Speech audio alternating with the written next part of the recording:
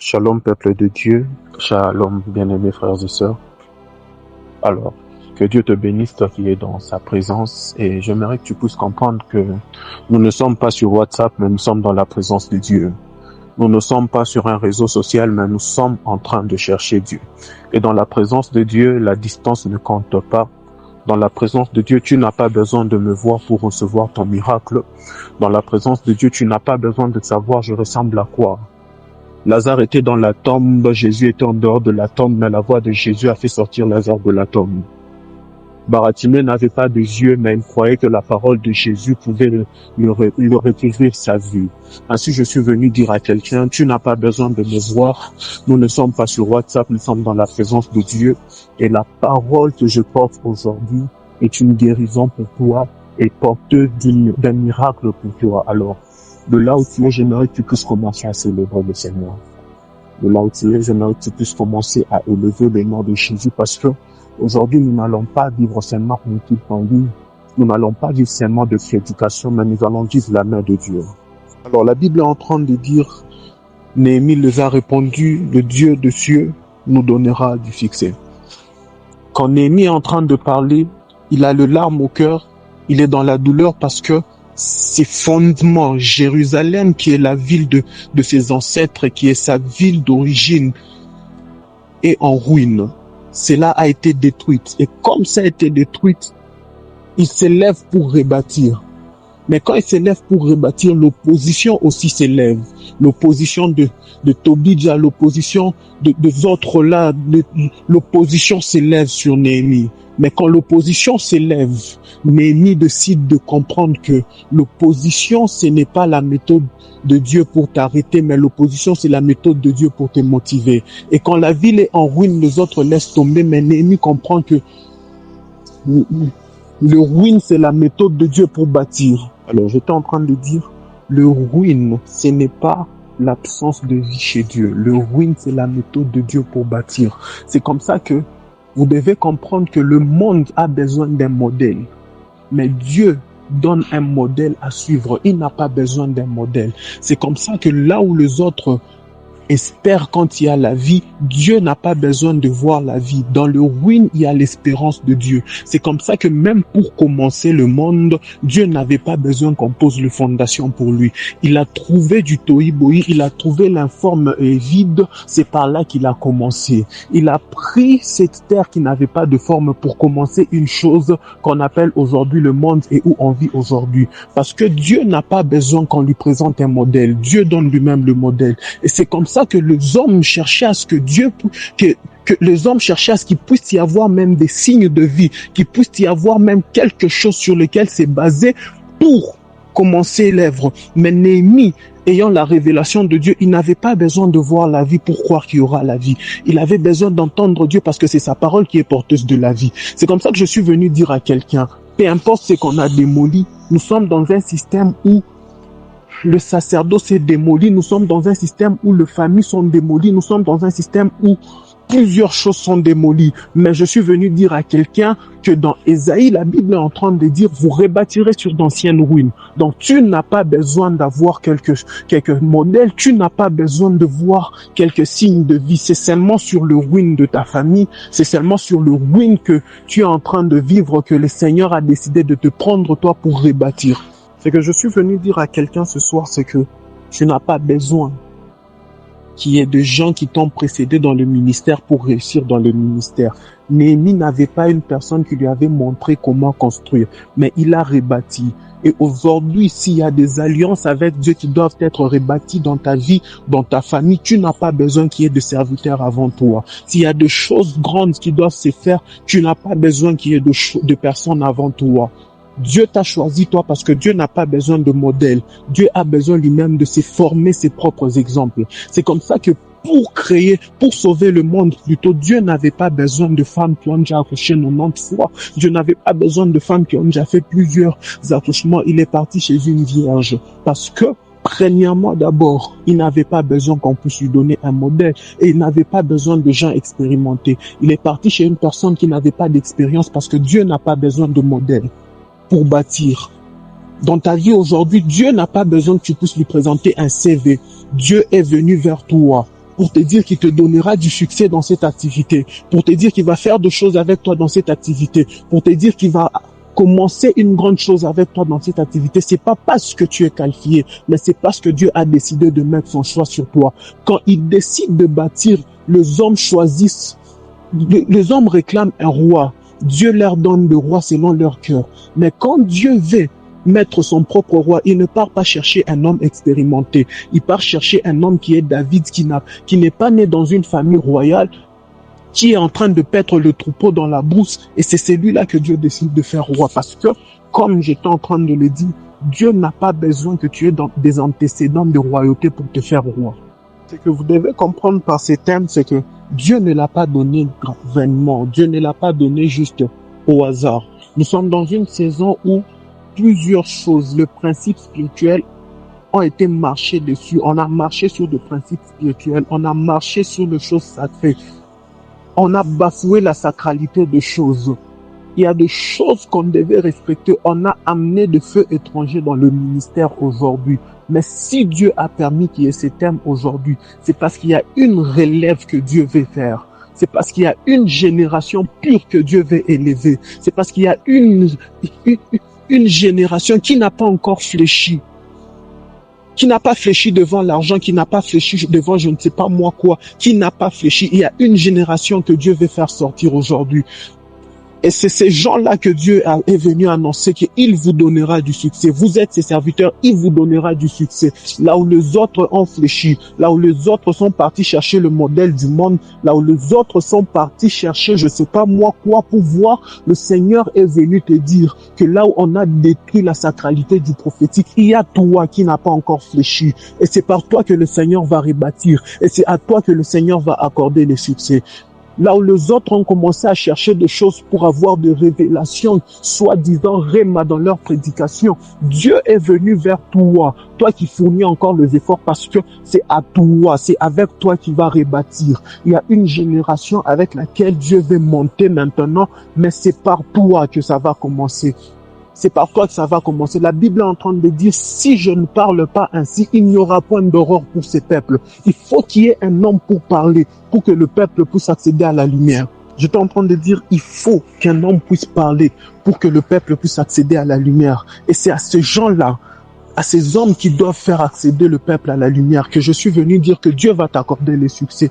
Parce que Dieu ne commence pas une chose dans les systèmes humains.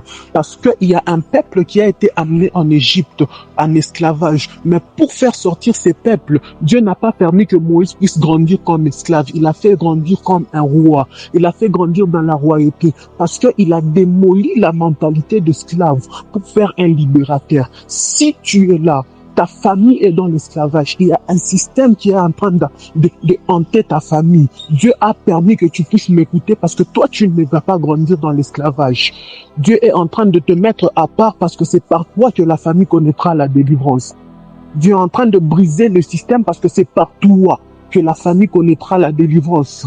Il n'a pas besoin de gens qui savent faire. Il n'a pas besoin de gens qui ont l'expérience. Il a besoin de gens qu'il met lui-même à part. C'est comme ça qu'il ne commence pas une chose avec tout le monde comme tout le monde. Il ne commence pas une chose avec tout le monde, disais-je. Mais il prend un Joseph qui n'est pas né comme tout le monde dans la famille. Il prend un Joseph qui bannit, il démolit sa fierté, il démolit sa réputation, il démolit le tout. Mais c'est parce qu'il est en train de démolir un Joseph qu'on aura le premier ministre Joseph.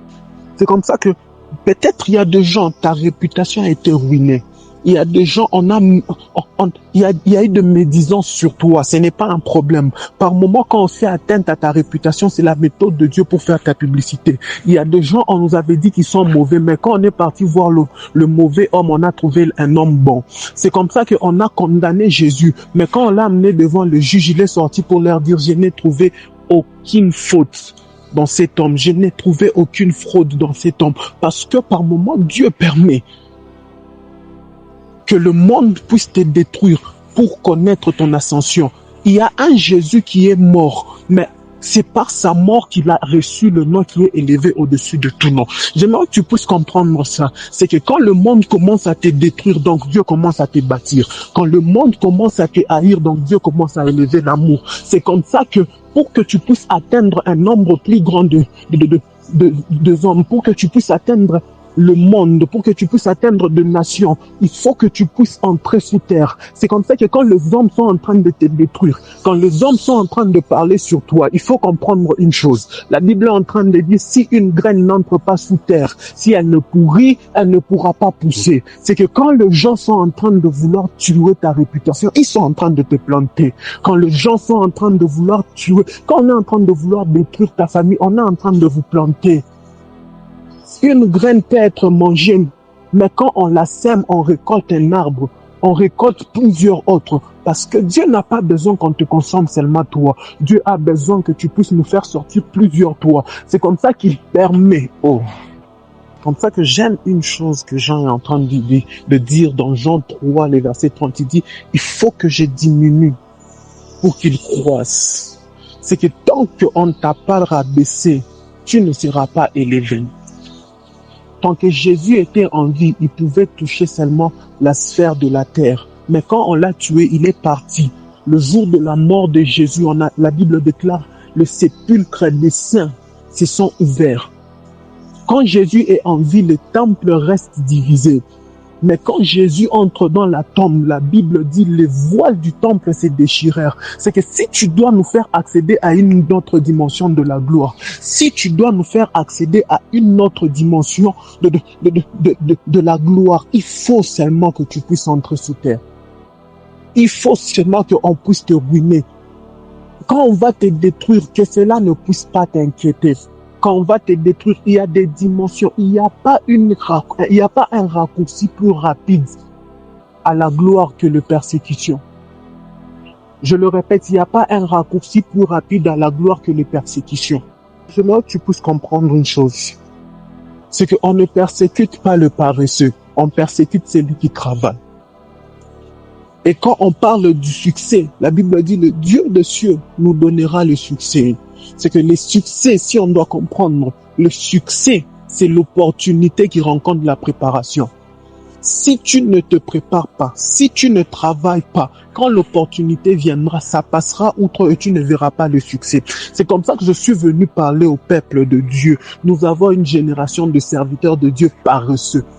Nous avons une génération de serviteurs de Dieu flemmards. Nous avons une génération de serviteurs de Dieu qui aiment la bouffe. Une génération de serviteurs de Dieu qui aiment les lits, mais qui s'attend au succès. Je suis venu dire à quelqu'un, le succès qui est en train de venir, ça demande de révolutionnaires. Le succès qui est en train de venir, ça demande que tu puisses te détacher de certaines choses. Tu ne dois pas vivre selon les systèmes humains. Quand tu vis comme tout le monde, tu produis le même résultat que tout le monde. Mais quand tu décides de ne plus vivre comme tout le monde, tu commences à produire un résultat différent. C'est comme ça que ce n'est pas tout le monde qui a accepté la croix. Et ce n'est pas tout le monde qui a reçu le nom élevé au-dessus de tout nom. Ce n'est pas tout le monde qui a été vendu par ses frères. Et ce n'est pas tout le monde qui est devenu premier ministre dans une terre étrangère. Ce n'est pas tout le monde qui est sorti de la maison de son père. Et ce n'est pas tout le monde qui est devenu le père de la foi. J'aimerais que tu puisses comprendre ces choses. Ok, bro. J'aimerais que tu puisses comprendre, c'est vrai, cette saison est une saison où Dieu veut accorder le succès. C'est une saison où Dieu veut renverser les choses. Mais j'aimerais que tu puisses comprendre qu'il faut que Abraham sorte pour rencontrer Melchisédek. Tant que tu n'es pas encore sorti, tu ne rencontres personne. Il faut que Jacob sorte pour rencontrer l'ange. Je le répète, tant que tu n'es pas encore sorti, tu ne vas rien rencontrer. Il y a des saisons que tu as ratées, mais cette saison ne la rate pas. Prends des décisions, prends tes dispositions parce que le succès est en train de venir. Mais comme je l'ai dit, le succès, c'est l'opportunité qui rencontre la préparation. Donc, attends-toi au succès, mais ne t'attends pas au succès en restant assis. Commence à travailler. J'aimerais que tu commences à travailler, que tu prennes les choses en main. C'est quand tu vas commencer à t'élever que tu vas faire ce que personne n'a fait dans ta famille. C'est quand tu vas commencer à sortir que Dieu fera avec toi ce que personne n'a fait. J'aimerais que tu puisses comprendre une chose. Pour devenir roi, il faut d'abord être prince. Tu dois naître prince, fils d'un roi, pour devenir roi à la succession de ton père. Mais le mage arrive, ils disent où est le roi de Juifs qui vient de naître? Comment un bébé? Normalement, on devait dire le prince. Mais comment expliquer que on dit le roi? Parce que quand il y avait les silences au ciel, une voix se fit entendre. Les échelons sont brisés que par les gens qui décident de faire comme pas tout le monde. Je suis venu décourager des gens qui croient en la prophétie sans poser des actes pour l'accomplissement de la prophétie. Je suis venu décourager des gens qui se réjouissent du thème sans prendre les dispositions pour vivre le thème. Quand on parle du succès, derrière le succès se cache le travail. Quand on parle du succès, derrière le succès se cache le sacrifice. Mais cette génération, comme je venais de le dire, il y a des hommes de Dieu paresseux, des hommes de Dieu flemmards. J'aimerais que tu t'élèves comme le Christ s'est levé. Le seul qui s'est levé est le seul qui a reçu le nom au-dessus de ton nom. J'aimerais que tu puisses prendre conscience que il n'y a qu'un seul Noé qui peut sauver le monde. Quand Dieu décide de détruire le monde, il décide de garder un Noé pour un nouveau monde qui va commencer. C'est que quand les hommes sont en train de décider de faire n'importe quoi maintenant, quand les hommes sont en train de tomber, quand Dieu est en train d'exposer des hommes de Dieu dans les scandales, quand Dieu est en train de permettre qu'on voit que tel homme de Dieu a fait ça, j'aimerais te dire, il y a un Noé qui est toi, qui doit changer de choses, qui doit commencer un monde nouveau. J'aimerais qu'on puisse comprendre, j'aimerais que tu puisses révolutionner ta façon d'être. Les gens se sont limités à la gloire de Dieu qui donne le nom. Les gens se sont limités à la gloire de Dieu qui donne les numéros. Les gens se sont limités à la gloire de Dieu qui fait tomber les gens. Il y a des gens qui tombent, mais rien ne change. J'aimerais te faire comprendre une chose. Dans la Bible, la première personne qui fait les thé-kits, c'est Dieu. Dieu donne un thé-kit à Adam. Adam dort. Mais quand Adam est en train de dormir, c'est pour que Ève puisse sortir. Mais nous, on fait tomber des gens. Qu'est-ce qui sort d'eux? Quand Dieu fait tomber Adam, c'est parce qu'il y a une Ève qui doit sortir. Le sommeil de la création. Mais quand toi, tu fais tomber le gens, ils se réveillent eux-mêmes dans le péché. J'aimerais que tu puisses te révolter. Quand tu feras tomber une personne, que la personne s'élève libre, que la personne se réveille et il y a une chose nouvelle qu'elle est en train de vivre. Quand tu vas donner le numéro de gens qui aient des contrats qui entrent à ces numéros, qui aient des appels entre pour donner des contrats, quand tu vas donner le nom qui est la délivrance sur ces noms, j'aimerais pas qu'on puisse se contenter de donner le nom, j'aimerais pas qu'on puisse se contenter d'une vie quotidienne. Tous les prophètes aujourd'hui cherchent à donner le nom, mais qui cherche la délivrance des âmes? Tous les prophètes aujourd'hui cherchent la puissance, qui est soi-disant faire tomber les gens, c'est ça pour eux la puissance. Mais qui a dit que c'est ça? Qui a dit que ça se limite à ça? La Bible est en train de dire Jésus. Plutôt, la Bible est en train de dire le Seigneur purifiait le lépreux. Mais si aujourd'hui on nous amène un lépreux, qui peut le faire? Pierre arrive devant le temple. Pierre arrive devant le temple. Il regarde un homme, il lui dit, je n'ai ni or ni argent, mais c'est que j'ai. Aujourd'hui, le peuple est incapable de donner. Je vais bien le dire dans un autre voix. Vous allez comprendre une chose avec moi. C'est que pour que Jacob puisse être en mesure de bénir les enfants de Joseph, la Bible dit il s'est appuyé sur sa verge. Jacob ne marchait pas avec la verge tout ce temps. Il rencontre l'ange. L'ange le frappe à l'emboîture. Jacob commence à marcher avec une verge. Et quand il faut bénir, il s'appuie sur la verge, signe de sa rencontre avec l'ange. Si aujourd'hui tu dois nous bénir, tu vas t'appuyer sur quoi? Si aujourd'hui tu dors normalement, tu manges normalement, quand tu dois nous bénir, tu vas t'appuyer sur quoi? Alors, pendant que nous sommes là, avant de continuer avec le message, je suis presque à la fin. Je suis en train de faire une vision et dans cette vision, je suis en train de voir sur une terre sec commence à pousser la pelouse. Et quand cette pelouse est en train de pousser, je suis en train de voir le nom d'Ngoï sortir de la pelouse. Je suis en train de voir le nom d'Ngoï sortir de la pelouse. Ok. Le Seigneur est en train de me parler sur Ngoï et sur Planète. Le Seigneur est en train de me donner ces signes parce que ce sont des gens qui sont dans une même famille. Et le Seigneur est en train de me dire la sécheresse qui avait frappé cette famille est en train de prendre fin. C'est comme ça que j'étais en train de voir une terre très sèche. Une terre très sèche. Mais à un moment, je commençais à voir que la pelouse a commencé à pousser. Et le Seigneur était en train de me dire, il y a une saison d'abondance qui est en train de venir. Il y a une saison d'abondance qui est en train de venir. Premièrement, je suis en train de voir, on m'ouvre une porte.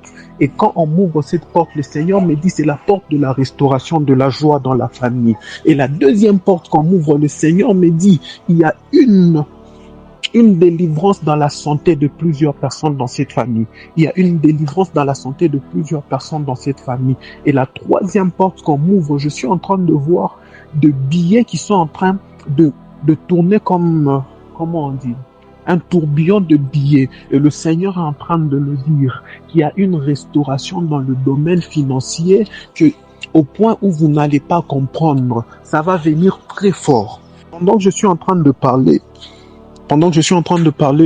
s'il y a quelqu'un qui a sa sœur qui s'appelle Esther, si quelqu'un a sa sœur qui s'appelle Esther, il peut se manifester. Hormis quelqu'un qui a sa sœur qui s'appelle Esther, je suis en train de faire une vision, je suis en dehors du pays. Je suis en train de voir un homme, on me présente un homme comme un ingénieur, quelque chose comme ça, j'arrive pas à bien capter, mais je suis en train d'entendre des gens en train de crier Eliel, de gens qui sont en train de l'appeler Eliel. Sur la vie de Eliel, je suis en train de voir une grâce d'entrepreneur. Je suis en train de voir une grâce d'entrepreneur et le Seigneur est en train de nous dire qu'il y a des portes qui sont en train de s'ouvrir en termes de relations. Le Seigneur est en train de me dire qu'il est en train de nous connecter à des personnes qui seront pour lui de aide de destinée. Je suis en train de voir une lumière frapper sa vie. Et le Seigneur est en train de me dire, il est en train de lui rendre remarquable dans son domaine. Parce que le Seigneur me dit qu'il veut monter avec lui à une forte vitesse. Mais le nom de Esther que je suis en train de voir, il y a plusieurs personnes qui se sont manifestées. Le nom de Esther que je suis en train de voir, ça doit être connecté. La personne qui reconnaît ces deux noms, c'est celle que je suis en train de chercher. Le nom d'Esther doit être connecté. La même personne doit être connectée à un nom de Mujinga. Pendant que les gens sont en train de chercher, je suis en train de chercher une personne qui reconnaît le nom de Numbi. Il y a une personne qui vient de me dire que c'est son pasteur et une autre qui me dit un certain Numbi. Parmi les deux personnes qui viennent de se manifester pour Numbi, qui connaît une autre personne qui s'appelle Dan? Je suis en train de voir le nom de Numbi et je suis en train de voir le nom de Dan. Mais Numbi que je suis en train de voir une couverture de quelqu'un. Cette personne, le Seigneur est sur le point de l'utiliser fortement. Pour bénir quelqu'un qui est sous sa couverture, comme un fils ou une fille. Et pendant que j'étais en train de parler de ça, le Seigneur était en train de me dire qu'il y a un combat qui s'est déjà levé dans la vie de Numbi sur sa santé. Le Seigneur était en train de me montrer la représentation d'une personne avec des flèches qui étaient en train de venir. Et quand ces flèches étaient en train de venir, le Seigneur était en train de me parler qu'on est en train de chercher à attaquer sa santé au niveau du cœur en élevant la tension. Je vois comme quelqu'un qui va commencer à souffrir de l'hypertension très mal.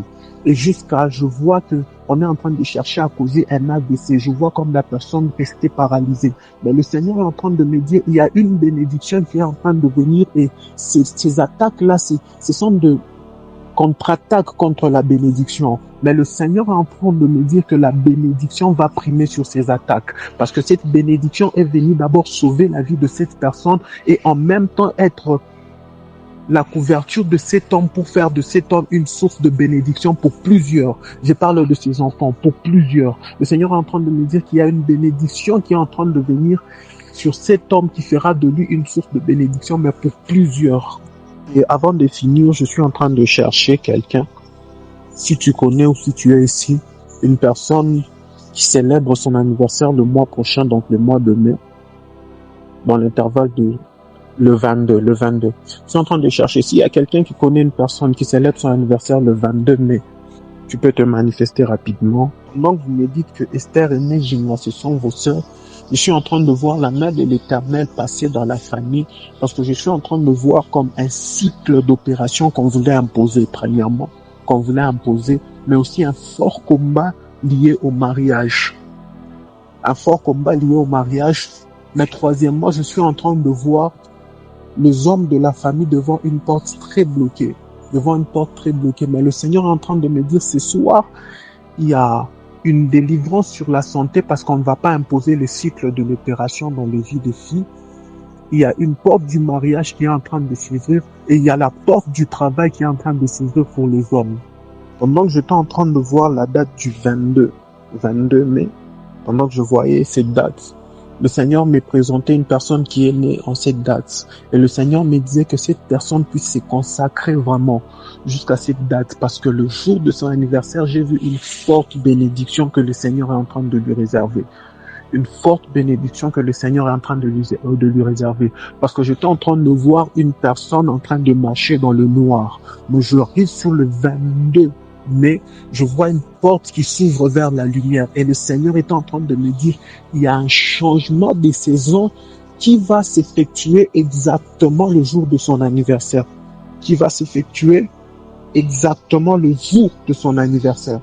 Et que cette personne puisse se garder vraiment. Peu importe les tentations, peu importe ce qu'il y aura, le Seigneur m'a dit que cette personne puisse vivre vraiment la consécration parce que il y a un changement de saison pour sa vie qui va venir exactement le 22. Et quand je parle de la lumière, le Seigneur est en train de me dire, il y aura une facilité à obtenir les choses qui lui résistaient à partir de cette date et les jours qui vont suivre, ça va venir avec accélération. Alors, je clôture mon message par ici et je clôture mon service par ici. Je dis un grand merci à l'homme de Dieu, Audva, pour la marque de confiance. Je bénis ta vie, toi qui as participé à ce culte, et je bénis le reste du programme. Ma prière pour toi est que la faveur de Dieu soit sur toi. Ma prière sur toi est que l'esprit de la grâce se manifeste dans ta vie. Ma prière sur toi est que tu vives réellement le succès dans tes entreprises, dans tes études, dans ta famille, dans tout ce que tu es en train de faire, que le succès soit ton partage. Je prie que la lumière de Dieu puisse te localiser et que Dieu puisse te surprendre. La Bible est en train de dire, or à celui qui peut faire par la puissance qui agit en nous infiniment au-delà de ce que nous demandons et pensons. Je prie que Dieu fasse au-delà de tes demandes et qu'il fasse au-delà de tes pensées. Amen.